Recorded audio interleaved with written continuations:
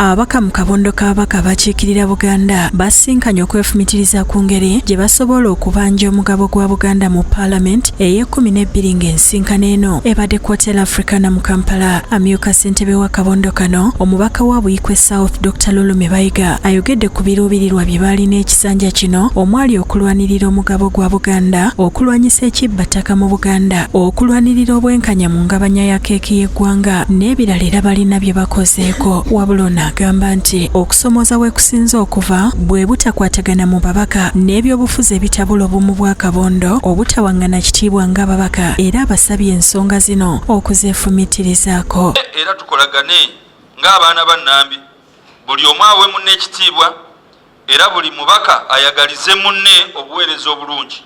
Ababaka abapya bakubiriziddwa okulembeza ensonga za Buganda naddala okubanja ebyaffe. Obuweereze bulungi mu Paalamenti ey'e12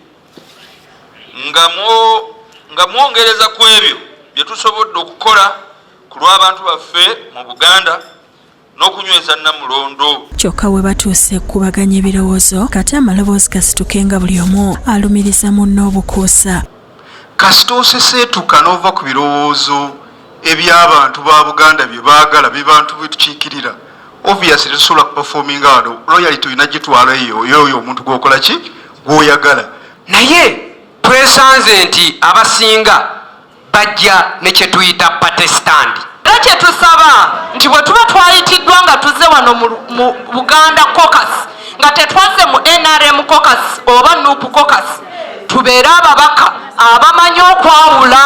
Omugenyi omukulu abadde minisita wa gavumenti ez'ebitundu Joseph Kawuki akubiriza ababaka bano okwewala enjawukana olw'ebyobufuzi. Banyukidde n'okuba nti waddewo amaloboozi we kati kiraga nti manyi mu bantu abalina omuwate okubawo obutakkaanya ebityo kati byemabega tukole ki tubyerabire. Kati mu njawulo zaffe tubeere n'okukkaanya ti ffenna tuli baana baani ba Kabaka, mufuna ekizibu mutuyite. Kawuki abasabye obuteefuula nga batuuse mu Paalamenti n'okwerabira bye baasuubiza abantu ba Buganda naddala ensonga ssemasonga 5. Tweba amazima abeesimbu. Ababaka ba Paalamenti bategeezesa nti enteekateeka eno yakubayamba nnyo okutambulira ku mulamu ogumu. Njagala tusimbe nnyo essira ku kigambo bumu. Bwe tubeera obumu buli kimu tuba tusobola okukiggusa.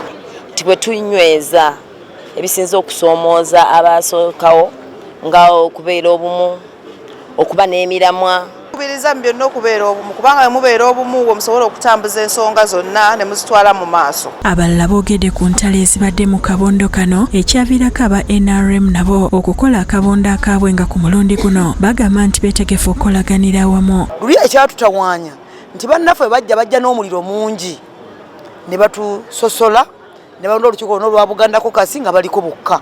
Ssentebe wa kabondo akaali keekutula ku kabaddewo omubaka Robert Migadde Ndugwa agamba nti Buganda efiiriddwa ebintu bingi olw'enjawukana zino n'okulwana entalo. Ebimu bye tukayanira wano omukisa twagulina ne tutagukozesa.